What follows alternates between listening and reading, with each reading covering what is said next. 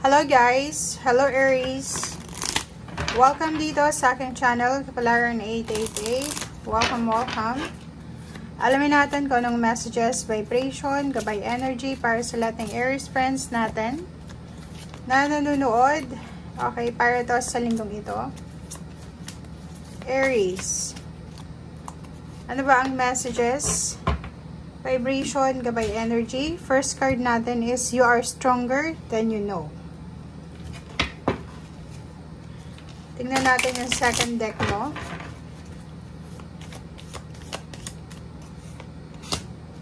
And spiritual helper, animal, bat, see through illusion into truth.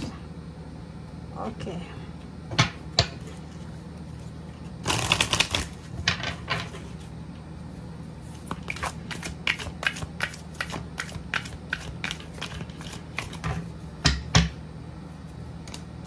And deception and envy. Okay. Aries, mag-iingat ka sa linggong ito kasi kung makikita mo dito, may mga parang revelation ng katotohanan. May mga sikreto na posibleng mabunyag Aries. Or posibleng sa linggong ito, may mga tao dyan na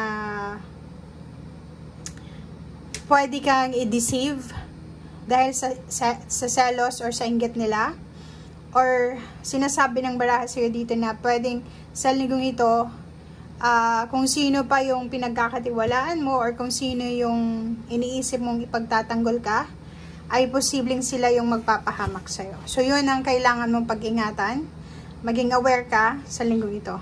Kasi maraming ano dito like may mga sikreto kayo. Kung halimbawa may sikreto ka, tapos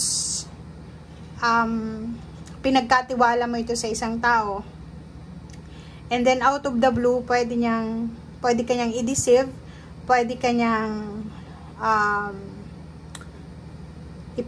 itatwa, parang gano'n. So, i-backstab. So, mag-iingat ka. You're stronger than you know. So, wag kang masyadong mag-alala na baka isipin mo na okay, lahat ng mga tao sa paligid ko, hindi ko na pwedeng pagkatiwalaan. Maging ano ka lang, maging aware ka lang. Kasi kahit saan ka man pumunta dito sa mundong ibabaw sa ngayon, talagang sobrang egoistic na yung mga tao. Sarili lang nila yung importante. So, maging parang lesson yan sa'yo na hindi ka dapat masyadong nagtitiwala sa mga tao. Kahit sabihin mo na close kayo, kapamilya, kahit nga karelasyon, so huwag kang masyadong magtitiwala sa linggong ito.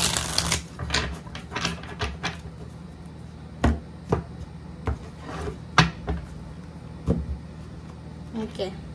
Pero ang nakikita ko sa'yo dito, isang magandang balita to. It's a hangman and 8 of wands. So, isang mabilis na balita ang pwedeng dumating sa'yo. And ang balitang ito is pwedeng tungkol ito doon sa mga plano mong hindi natutuloy-tuloy. Like for example, yung trabaho, kontrata, relationship, travel, or kung ano man to. So, posibleng sa linggong ito, makakuha ka ng confirmation or pwedeng yun, balita or choices, or siguro may decision making ka na kailangan na gawin na patuloy mo siyang hinahang. And this week ay makakapag-desisyon ka na kung ano talaga ang gagawin mo. Zero the Fool. Nakikita natin dito guys na may magsisimula ng bagong trabaho. Yun na nga. It's either dati ay naghihintay ka ng trabaho or naghihintay ka ng kontrata, relationship or choices, travel or kano pa man. And hindi siya matuloy-tuloy. But this week, sinasabi na posible yon. Ang Zero the Fool is new beginning siya. Diba? Fertility, new ideas, new inspiration, kung paano maging balanse ang iyong pera. So, ibig sabihin, if may financial problems ka sa ngayon, posibleng may maiisip ka sa linggong ito na pwedeng pagkakitaan or pwedeng maging source ng additional income or kung ano pa man. The Tower dito, sinasabi ng baraha sa'yo na medyo may konting lungkot ka, may lungkot or medyo disappointments ka na mararamdaman. Ito ay tungkol sa mga tao na pinagkakatiwalaan mo or dahil doon sa mga taong feeling mo, kakampi mo sila pero ang ending is sila pala yung magpapahamak sa'yo. Okay? And yun, ang linggong ito ay napakaganda kasi parang blessing in disguise to pa sa'yo eh. 'Di ba? May mga tower moments sa buhay mo na pwedeng, or may mga pwedeng yun, kalungkutan, or pwedeng may mga disappointments ka na mararamdaman, na yun yung parang magpupush sa'yo para makapagsimula ulit ng bagong buhay, para hanapin kung saan ka talaga nababagay. Parang ganun. So, like may nanloko sa'yo, may nang backstab sa'yo,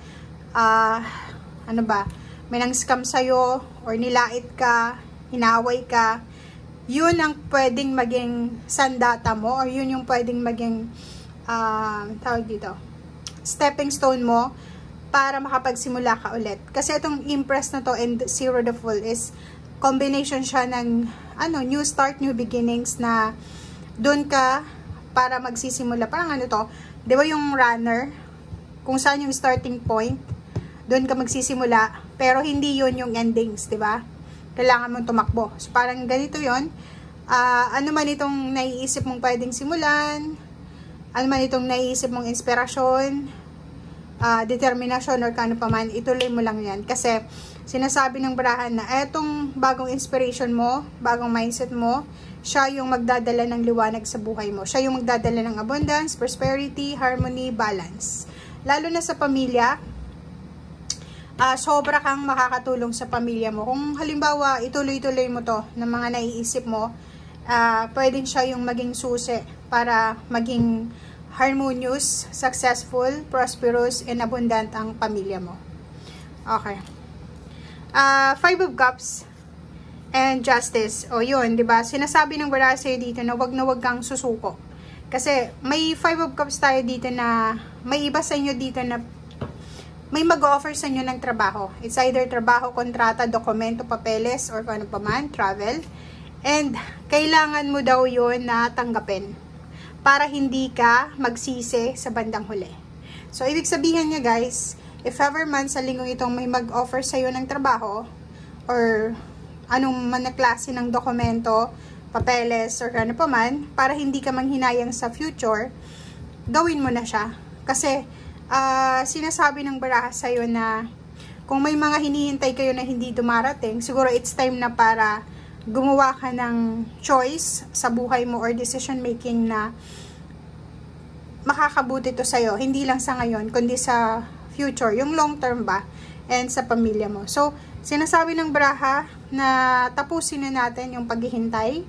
Kung ano yung ino-offer sa atin ng universe, i-claim na natin yon, i-accept na natin yon. Ano ba yung hinihintay mo? Pera, trabaho, relationship. Kung hindi siya dumarating, i-let go mo na yan. And kung ano yung dumating sa ngayon, yun yung tanggapin mo. Okay? Thank you guys. Bye!